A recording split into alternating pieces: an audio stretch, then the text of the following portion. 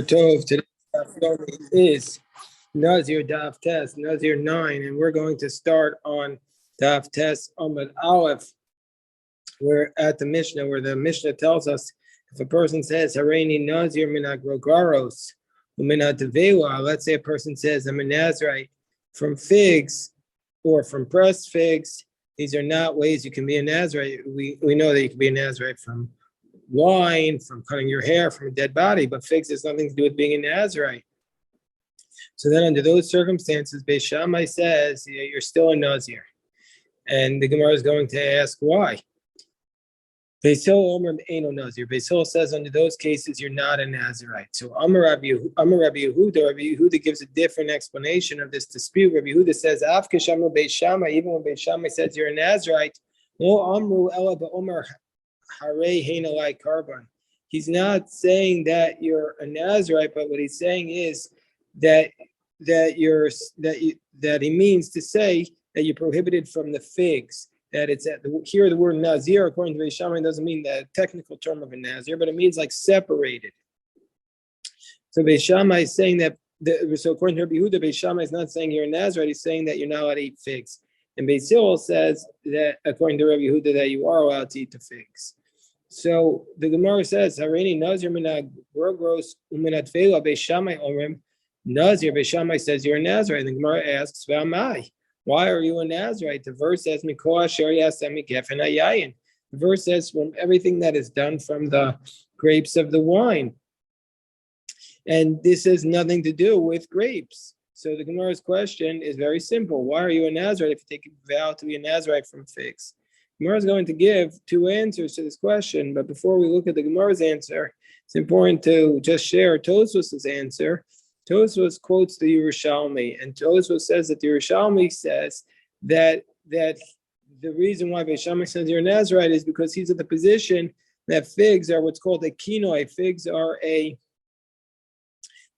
one of the nicknames, kinoi kinuyin. It's a kinoi of a kinoi for grapes, because the Yerushalmi kari l'dvela tirosh, because in the Jerusalem Talmud the dvela, the figs, are called tirosh, are called grapes, and so that's an answer that's given in the Yerushalmi, but our Gemara does not cite it, so we continue with the answers of our Gemara. So according to the first approach of the Gemara, why does Beis Shammai say you're a Nazirite if all you do is take a vow from figs? So the Gemara explains, Amar Rachmana. So Mikosha Yasem Gefen Hayayin Amar Rachmana. So the Gemara explains, Beis Shammai Savri like Rabbi Meir.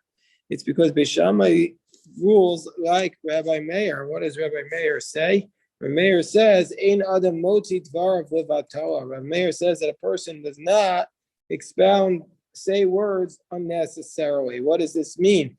We have to go back to our last Daf Yomi cycle when we did Mesechas Erechim. On Erechim Daf Chaf, we talked about a dispute there. If a person says an Erech is the value of a person, if he says Erech alai or Erech of this person alai, he has to give a specific value to the temple. The Torah lists the values. But in that context, let's say a person says, I'm giving the Erech, which is a technical term, of this utensil to the temple. So according to the Rabbanan there, he doesn't have to give anything because there's no erechin on utensils. But according to Rabbi Meir says, Ein Adam Motzi Dvarav Levatala. Rabbi Meir says a person doesn't say anything for no reason. And so therefore he has to give the value of the utensil to the temple. That's what Rabbi Meir says. So the Gemara explains, Meir is of the position, Ein Adam Motzi Dvarav Levatala. Whereas Beis Hillel is of the position, so therefore Beis Shammai says, since you didn't say anything for no reason, we're going to say that you intended to be a Nazirite. That's what Rabbi Meir is saying. So that's when we say Beis Shammai holds like Rabbi Meir, he means to say a person knows that there's no Naziris for figs, and so therefore he intended to be a Nazirite from wine. That's the first approach. But Beis Hillel, the Gemara says, Beis Hillel holds like a different opinion. Beis Hillel Savi like Rabbi Yossi. Beis Hillel holds like the position of Rabbi Yossi, who says, what's Rabbi Yossi's position? Rabbi Yossi's position is Bigmar Dvarav Adam Nitfa. So here too, we have to go back to the last cycle of the Daf Yomi and go to Maseches Temura. Temura, we know that actually, we had this sugya also in our Daf Yomi and cycle in Pesachim. But Temura is that you're not allowed to take an exchange of your animal and exchange it with a different animal if it was sanctified. But if you do, then it takes upon the sanctity of the animal that it was being switched with. But let's say you say, Harezet Tmuras Ola Ushlam. And let's say you want to exchange your animal with two animals, and you say you say this animal is an exchange for a Tmuras Ola and Tmuras Shlamim. So that's what you say, that you're saying, I'm taking my animal and exchanging it for an Ola or for a Shlamim. So under this case, Rabbi Yossi says that it takes on the sanctity of both. Rabbi Yossi says it should graze until it gets a blemish, and then you bring its value and you split it between the Ola and the Shlamim. Because since his intent at the beginning was to say that both of them will be binding, so here too also, we say at the beginning, his intent was to say he's really going to be a Nazirite from figs. We follow the last thing said, even though it's not a perfect example, a perfect parallel, Tosfos points out, because here there's no connection with the figs at the end of it, and there's connection with the Shlamim and the Ola. But nevertheless, that we're saying that Rabbi Yossi is saying the Gemara Dvarav Adam Nitves, meaning to say, and this how Tosfos explains it.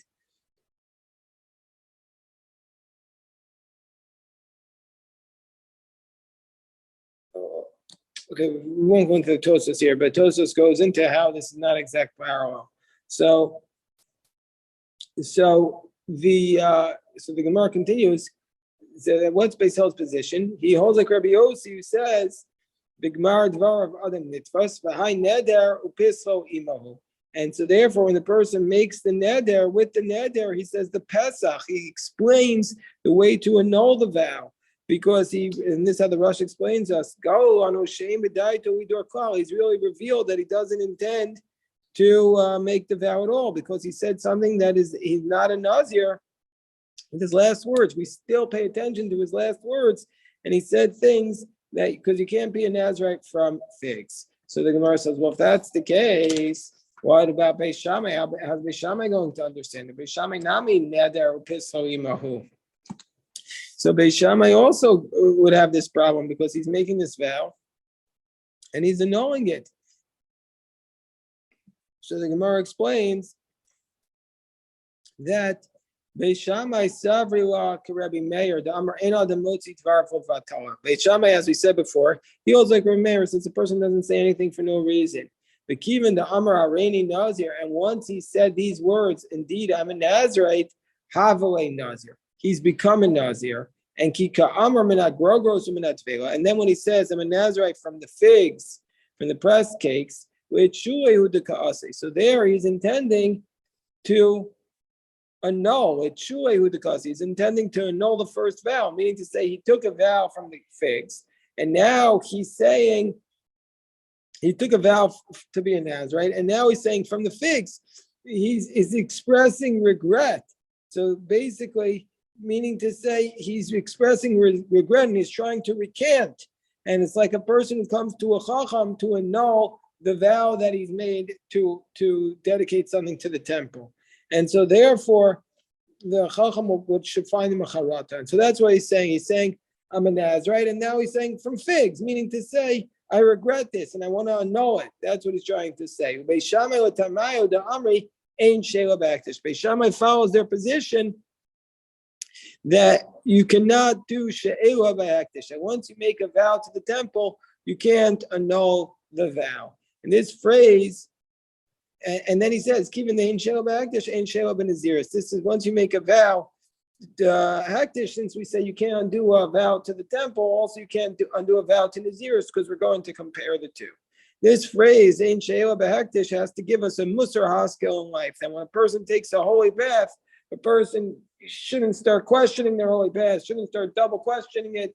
A person should say, Ein She'ela B'Hakdish. If you're taking the right approach, in life, if you're taking the more spiritual approach, don't try to second guess yourself, and don't try and express regrets about the holy path in your life. Ain't shayla behektish. You have to continue on your path. Continue on your path of holiness. And that's why we don't allow you, once you make something sacred to the temple, to annul it. So the Gemara says, but now we're going to take a second approach. Beis Hillel, Gemara is going to say, according to our first approach, we had suggested Beis Hillel Savi like Rabbi Yossi.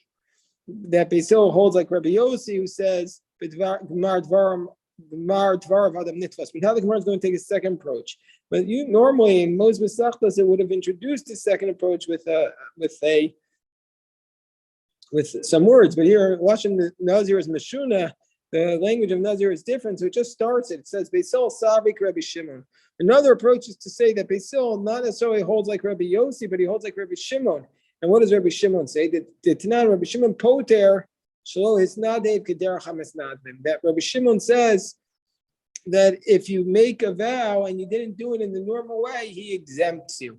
This is, as the Gemara is going to explain, this relates to a dispute in Menachos about a person who makes a vow to bring a grain offering. Now, almost all of the grain offerings come from fine wheat flour, but there are two exceptions, and the exceptions are when you make a grain offering for a sota, but that's not a voluntary offering. That's a woman who sinned, she was suspected of adultery, so she has to bring a barley offering. And also the grain offering on the Omer offering itself is a barley offering. So if a person makes a voluntary vow to bring a voluntary barley offering, that's an inappropriate vow. So what's the implication of such a vow? So Rabbi Shimon says, so the Chachamim say we understood that he really meant to bring a wheat vow. Gemara Menachos says that. Whereas Rabbi Shimon says, no, he's exempt from having to bring a vow because he didn't make the vow in the proper manner. So the Gemara is saying here that Beis Hillel, who says that if you make a vow against figs, to be a Nazirite from figs, that you're exempt, Beis Hillel is on the position that it must be that Beis Hillel is like Rabbi Shimon, who says that he was exempt because he did not make the vow in the normal manner. So Beis Hillel's position is not, according to the first question, is consistent with Rabbi Yossi. Now we're saying his position is consistent with Rabbi Shimon, that if you make the vow and it's not entirely correct, you're going to be exempt. And Masnisin we're going to say on the top of Testament base that our Mishnah here is inconsistent with the following brisa. The Tanya, Rabbi Nazir Omer, Beis Shammai Omer Nadur v'Nazir. Beis Shammai is of the position that in our Mishnah, that how do we interpret Beis Shammai? That means to say that he was that Beis Shammai says that if he explains himself, and said that his whole intent from the beginning was to prohibit the figs, then we're going to say we're following the dispute of, we're going to follow there's different explanations here. We're going to follow the explanation of the Rush. Now, Dur Nazir meaning to say he's either a vow against the figs or he's a Nazirite. If he says, listen, I really didn't intend to be a Nazirite at all, but I just intended for the figs to be prohibited upon me, then we're going to say he's a vow against the figs. But if he doesn't say anything, then we're going to say he's a Nazirite, because we're saying Beis Shammai holds like Rabbi Shimon, who says that a person does not say his things. Beis Shammai holds like Rabbi Meir, says he doesn't say his things in vain. And so if he says, listen, I intended it to be for figs, then we're going to listen to him. But otherwise, we're going to say it's a vow to be a Nazirite. So Beis Shammai says Nadur v'Nazir, whereas Beis Hillel says Nadur v'Ein Nazir, whereas Beis Hillel says that under this case he's going to be prohibited from the figs, but he's not in the Nazirite. Meaning to say, and the position of this Rabbi Nassan is actually not like the Tanakam of our Mishnah, and it's not like Rabbi Yehuda of our Mishnah, because according to the Tanakam of our Mishnah, he's saying that Beis Shammai is actually a Nazir, and according to the Rabbi Yehuda, he's saying that Beis Shammai is saying that he's just a vow against figs. And here we're saying that it depends what he says. If he specifies it, that it was a vow against figs, he's a vow against figs. Otherwise, he's a Nazir. So the Gemara says, Beis Shammai, Savrila. So how are we going to say who is Beis Shammai like? So the Gemara says that Beis Shammai, who says, according to this approach of this price of Rabbi Nasan, Beis Shammai Savrila ka Rabbi Meir u ka Rabbi Yehuda. Beis Shammai holds like Rabbi Meir, who says that a person doesn't say anything in vain, and he clearly must have had something in mind. So therefore it's either Nazir or he takes the vow. But he also holds like Rabbi Yehuda, who says that if he says that I wanted this to be figs to be prohibited upon me, then it'll be the figs would be prohibited. Beis Hillel Savrila ka Rabbi Yossi, whereas Beis Hillel says like Rabbi Yossi that a person is b'gemar dvar. By the last thing he says, the person is nitfas, and the last thing he said has to do with the figs. And that's the first two approaches to the Gemara. Basically, actually, two different approaches. The first approach, or actually three different approaches. The first approach is that Beis Shammai is like Rabbi Meir and Beis Hillel is like Rabbi Yossi. Second approach is that Beis Shammai is like that Beis Shammai that actually Beis Hillel is like Rabbi Shimon, and then we're going to say the brayso that says that Beis Shammai is holding actually like Rabbi Meir and Rabbi Yehuda, and Beis Hillel is holding like Rabbi Yossi. So now we say a lishna achrina, alternative approach. Amrila Rabbi Nasan. That what does Rabbi Nasan say? That Beis Shammai Omrim, according to the lishna achrina, Beis Shammai is saying Nador of the Eno Nazir. According to this lishna achrina, Beis Shammai is saying that he is a vow. If he says this language, he's vowed from the figs, but he's not going to be a Nazirite. Even if he says that his intent was to be a Nazirite, he's not a Nazirite. He's only taking a vow against the figs. This is like the approach that we read initially as Rabbi Yehuda's approach to the Mishnah. Whereas Beis Hillel Omrim lo Nador v'lo Nazir. Whereas Beis Hillel says he's nothing. He's not a vow against figs, and he's not a vow to be a Nazirite. So according to this approach, Beis Shammai Rabbi Yehuda, Beis Shammai holds like the Rabbi Yehuda in our Mishnah. Beis Hillel holds like Rabbi Shimon that if you take a vow, if you, not in the normal manner, you're going to be exempt. Tanan awesome. So now the Gemara says, let's bring the Mishnah from Mesachos Menachos that we're saying that Beis Hillel holds like Rabbi Shimon from that Mishnah. A person takes a vow to bring a voluntary grain offering, or if he intends to bring it from the barley. So then now we're saying the position of the Rabbanan, he should bring it, he has to bring something, so bring it from the wheat. Kemach, he makes it from the thick flour, yavi so he has to bring the flour and flour. Shalom b'shemen, he takes the vow without oil or frankincense. He has to bring it with oil and frankincense. And you can't give a mincha from a incomplete measure. Yavi saron shalem, or isaron mechza, yavi shnayim, bring two.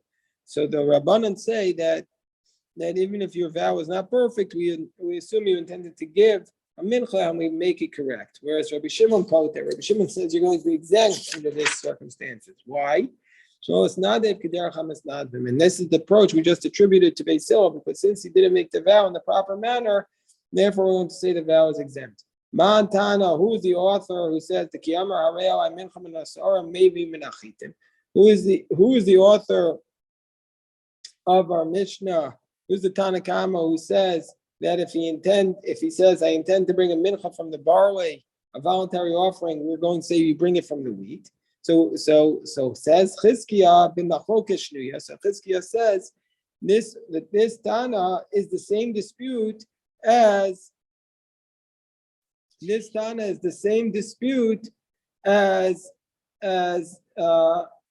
and Beis Hillel in our Mishnah.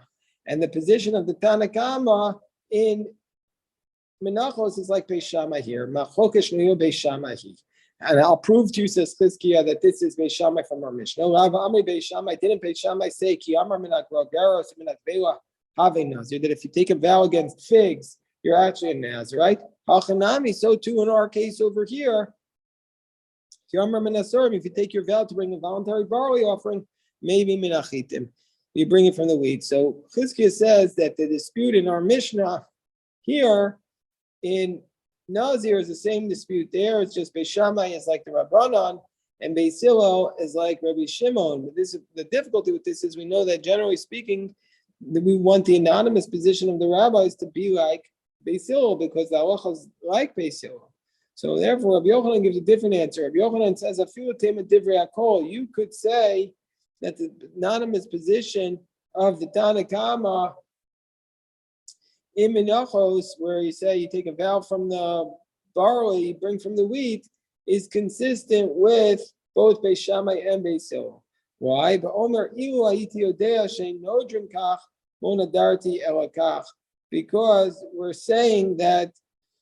Because we're saying over here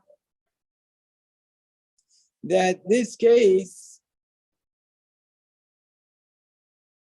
in the case of the wheat and the barley, he says after he makes the vow, he says, "Oh, if I had only known that you can't make the vow from barley, I never would have made that vow in the first place, and I for sure would have made the vow from wheat." And so therefore, in that case, even Beis Hillel would say you bring it from the wheat. Whereas in our case here, everybody knows that you can't be a Nazirite from figs, and that's why Beis Hillel says that if you take a Nazirite from figs, you don't have a vow against the figs.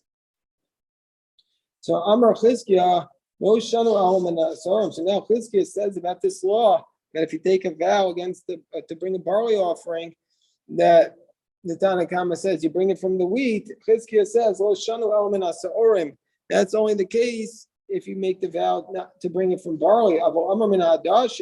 But if you take the vow to bring the grain offering from lentils, so you don't end up bringing anything there because there's never an offering that's brought from lentils. So the Gemara says, well, it doesn't make sense. It says, didn't Chizkiah say that? Who did you say that this Tana Kama in Menachos is like? He said it's like Beis Shammai. And so if the case of the lentils is really vis-a-vis the grain offering, is really similar to the Kurgogeris and Gabi Nazir, is like the figs with respect to the Nazirite, that you're never a Nazirite from figs. The Amr Beis Shammai having Nazir, and Beis Shammai would say, indeed, you're a Nazirite. So if that's the case, in this case also, we should say in this case also that even if you took a vow against lentils, you should have to bring the grain offering from the wheat, if it's indeed like Beis Shammai. So the Gemara says, Hadar be'Chizkiah. Chizkiah reversed himself. Chizkiah reversed himself from that position. What did he reverse himself? So Tosfos explains, Pirish mimayde ukiwa masnisin the menachos ke Beis Shammai. He says that from the fact that he said our Mishnah is like Beis Shammai, he reversed himself, and now he holds like Rabbi Yochanan, and he says that the person says after the fact, I made a mistake. And he's saying that's why we say we bring it from the grain offering, but not like Beis Shammai. So really, Chizkiah says that the Mishnah is not like Beis Shammai. And that's why he says if you bring the lentils, if you took the vow from lentils, you don't bring anything. So the Gemara says, why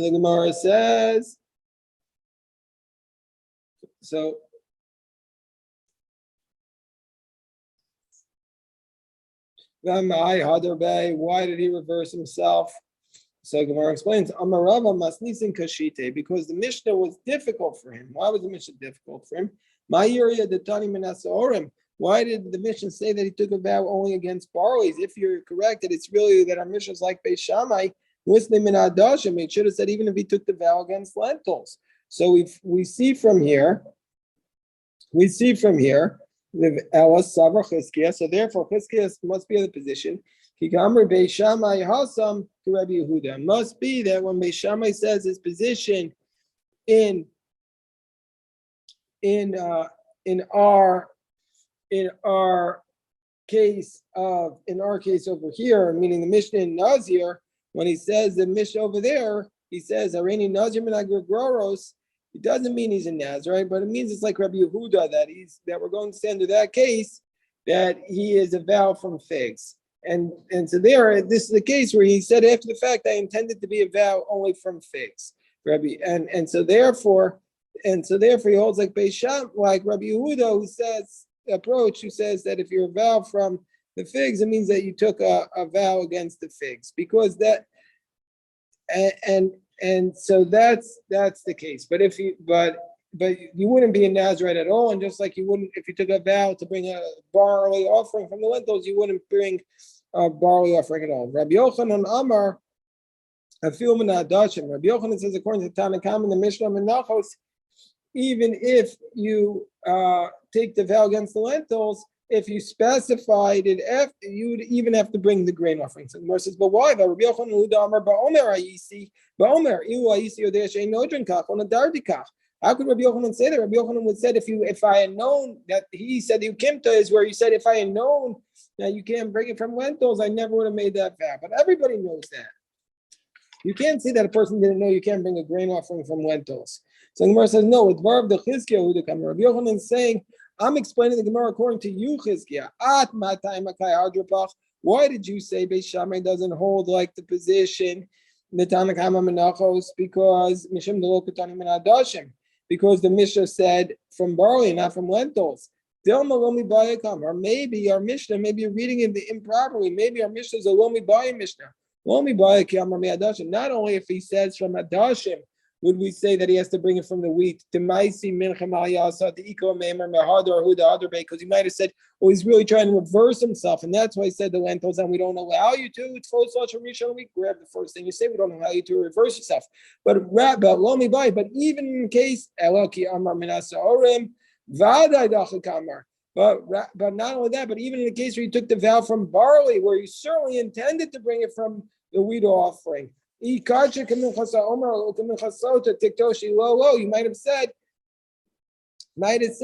that in that case that it wouldn't be sanctified. Kamash one the ma'asim menachitim. We still say in that case, even if we took it from the barley, where you might have said, oh, it was a different intent. There we still say no, you bring it from the wheat. So he's saying that position. Rabbi Yochanan was saying it only according to the opinion of Chizkiah. Okay, we'll stop here. Tomorrow's daf is going to talk about talking cows. Talking cows in tomorrow's daf. I'll see everybody at Shachar. Shkoyach.